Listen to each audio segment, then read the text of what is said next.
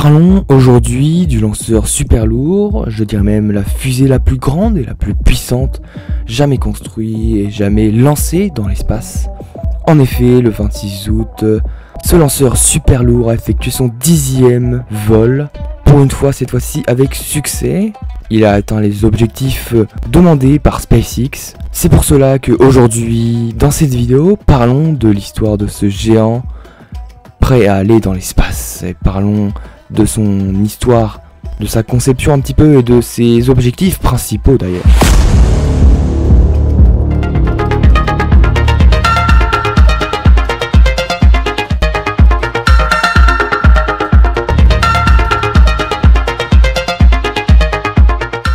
En effet, c'est ce 26 août que la méga fusée a effectué son 10e vol d'essai suborbital avec succès, mais nous allons voir que ce n'était pas gagné d'avance et nous allons voir tout en détail par quel chemin a dû passer cette grosse fusée. En effet, tout commence en 2016 lorsque Elon Musk va tout simplement émettre une idée assez folle d'une super fusée interplanétaire répondant donc à des objectifs de mission spatiale plus ambitieux que la mise en orbite de simples satellites par exemple, ou de simples voyages Terre-ISS par exemple. Mais nous reviendrons aux objectifs plus tard. Nous allons voir que Elon Musk il avait vraiment une idée bien précise en tête pour cette géante fusée. En effet, le projet se nommant à la base BFR pour Big Falcon Rocket, mais c'est en 2017 que le projet sera renommé le Starship tout simplement, et on va trouver le design de ce géant Starship.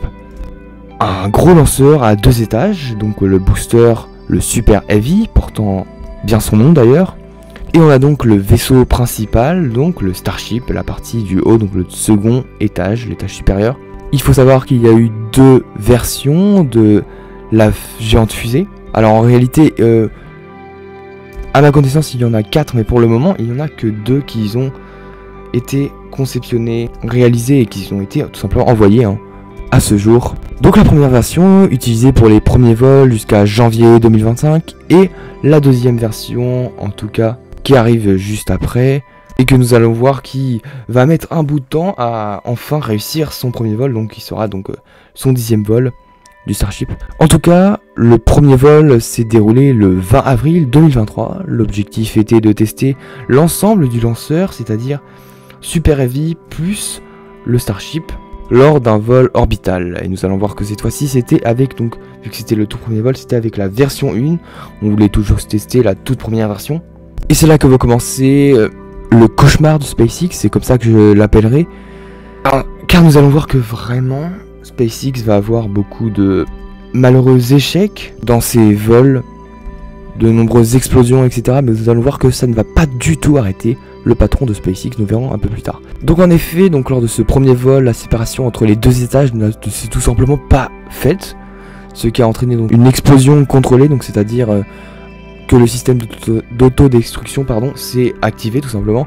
Donc là, vraiment c'est clair, SpaceX doit revoir tout son système de séparation des 2 étages. C'est déjà si la fusée, si le lanceur n'arrive pas à se séparer, on va être mal pour la suite.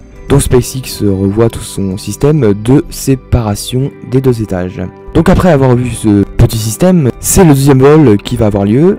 Alors cette fois-ci c'est une nouvelle explosion en vol qui est réalisée lors de la séparation. Donc cette fois-ci la séparation a eu lieu, mais peu après donc c'est une explosion qui s'ensuit.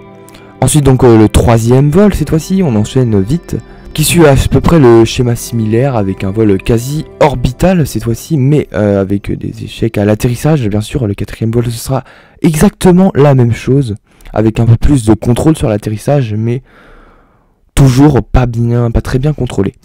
Donc on passe au 5e vol, donc le plan de vol est toujours pareil, toujours similaire au précédent, mais cette fois à la recherche d'un véritable succès. Cette fois, on cherche vraiment à relever les échecs que l'on a eu. Et c'est bien ce qui arrive, car cette fois-ci, nous allons voir un succès notable et réel vis-à-vis des anciens vols. Donc le premier étage est alors rattrapé par la tour de lancement.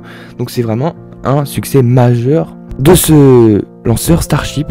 Donc maintenant que SpaceX arrive à récupérer le booster super heavy et à ne plus le faire exploser ou à effectuer des amérissages au lieu d'atterrissage sur la tour de lancement, comme c'était le cas auparavant. Il faut maintenant récupérer donc la deuxième partie, donc le deuxième étage, le Starship, donc le vaisseau Starship.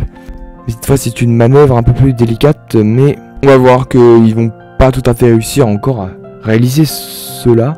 Même à l'heure d'aujourd'hui, on n'a pas réussi à récupérer ce Starship sur la tour de lancement. Le Starship n'a tout simplement pas réussi à atterrir sur la tour de lancement. Il a tout le temps fait des amérissages ou alors des désintégrations, vous allez voir. Donc la 6e vol, cette fois-ci, n'aura pas de succès vis-à-vis des objectifs de récupération des 2 étages et du 2e étage qui finira donc cette fois-ci, une fois de plus, à la mer. Cette fois-ci, le 7e vol, vous allez voir que c'est assez spécial puisque cette fois, on va chercher à tester un nouvel équipement pour ce Starship, enfin plusieurs nouveaux équipements puisque c'est tout simplement la version 2 du Starship qui va alors être lancé. Donc alors là, nouvelle version, forcément il y a tout de nouveau, donc qu'est-ce qui va se passer? Une fois de plus, on va retomber dans les échecs.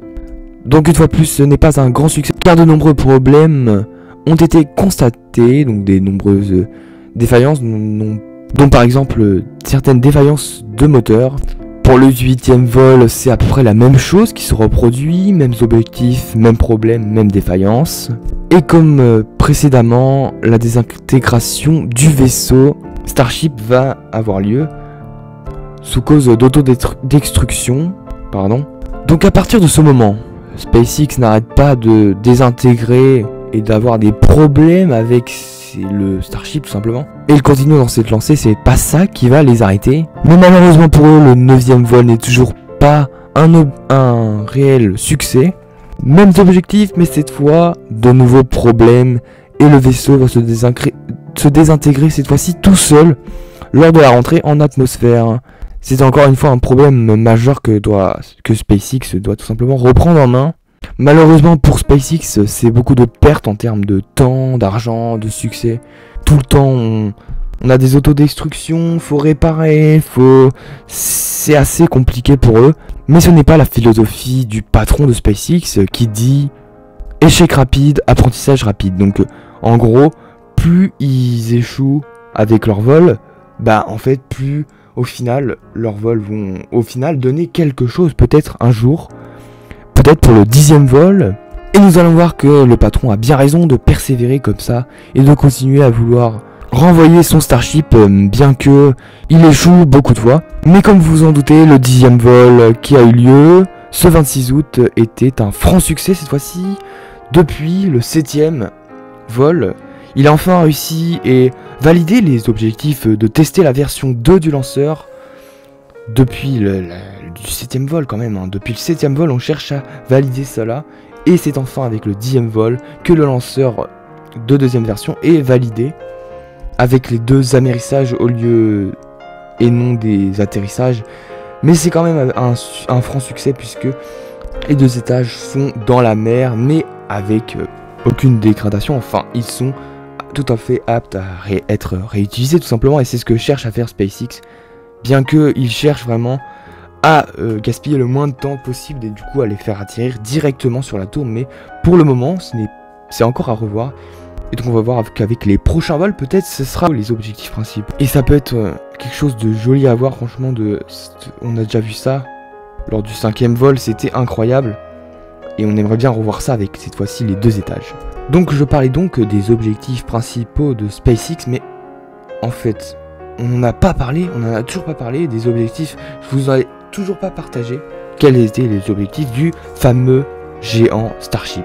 Alors quels sont ces objectifs? Eh bien je vais tout vous raconter. Alors les objectifs de ce monstre géant n'ont rien des objectifs classiques, des plus simples qu'on voit pour tous les autres lanceurs. Ces objectifs là ont plutôt un but futuriste, un but pour le futur de l'aérospatiale et des lanceurs les plus réutilisables possibles, les plus futuristes quoi. En effet, le Starship est 100% réutilisable, les 2 étages sont ainsi conçus pour un retour sur Terre, pour optimiser la rapidité. En effet, c'est un atout vraiment majeur de ne pas gaspiller des lanceurs et qu'ils soient réutilisables, c'est vraiment le futur de nos lanceurs. Ce Starship géant a d'autres objectifs, en effet il est très convoité pour des missions comme le programme Polaris pour le premier vol habité du Starship. Mais aussi par exemple pour le programme Artemis encore plus important, en effet le Starship dépasse Saturne V qui était à cette heure-là avant le Starship, la fusée, le lanceur le plus grand qui a été utilisé bien sûr pour le programme Apollo. En effet cette fusée de Starship répond à des programmes plus que ambitieux et importants, c'est le cas de le dire là. Et il y a vraiment beaucoup d'autres programmes pour lesquels il est peut-être convoité. Enfin voilà le futur de la conquête spatiale avec ce Starship. Mais le Starship est conçu également pour des objectifs, vous l'aurez compris, interplanétaires comme la Lune et Mars. C'était l'objectif de Elon Musk de faire marcher un homme sur la Lune, sur Mars, grâce à un de ses lanceurs, et donc c'est ce qu'il est en train de faire avec le Starship. Il est en train d'en faire un véritable lanceur, un véritable voyageur, un véritable, si je puis dire, métro Terre-Mars. Enfin, il y a encore beaucoup de chemin à passer pour en faire de même. Enfin, pour en faire de cet objectif une réalité. D'ailleurs, la Lune et Mars, c'est la raison donc tout simplement pour laquelle le Starship est né. Le Starship est également conçu pour le transport massif, notamment des satellites, j'en ai parlé tout à l'heure, mais là on parle vraiment de plusieurs satellites, de plusieurs télescopes, c'est pas vraiment la mission principale puisqu'il pourrait également contenir donc des stations spatiales ou même des infrastructures par exemple lunaires ou martiennes. C'est totalement incroyable. Et même qu'il aurait peut-être possiblement la place d'embarquer de nombreux passagers, j'ai entendu dire une dizaine de passagers, c'est vraiment pas mal, je sais plus combien on était pour les navettes spatiales, mais c'est vraiment pas mal de 10 passagers, je crois, c'est vraiment le record des fusées, de ce qu'on pouvait faire avec les fusées actuelles. Alors qu'est-ce que nous pouvons imaginer pour la suite de ce lanceur? Pour le 11e vol peut-être? Qu'est-ce que nous pouvons imaginer pour la suite? Eh bien, seul l'avenir nous le dira. Aujourd'hui, on ne peut rien d'autre dire, à part que le 10e vol s'est déroulé avec un franc succès, franchement c'était grandiose. Bravo à SpaceX et à cet incroyable géant Starship. Donc aujourd'hui, de nombreuses versions de Starship sont en développement. 4, je vous ai dit tout à l'heure, mais attardons-nous aujourd'hui sur la version 2 du moment donc. Elle mesure environ 121,3 mètres de hauteur, avec 71 mètres du premier étage, avec le premier étage bien sûr, donc du Super Heavy, et 51 mètres pour le deuxième étage, donc le vaisseau Starship. Elle dispose vraiment de nouvelles améliorations. Elle utilise des moteurs, notamment une trentaine de moteurs Raptor, et elle fait un diamètre de 9 mètres. Alors autant vous dire que cette fusée, ce lanceur est assez énorme, c'est vraiment...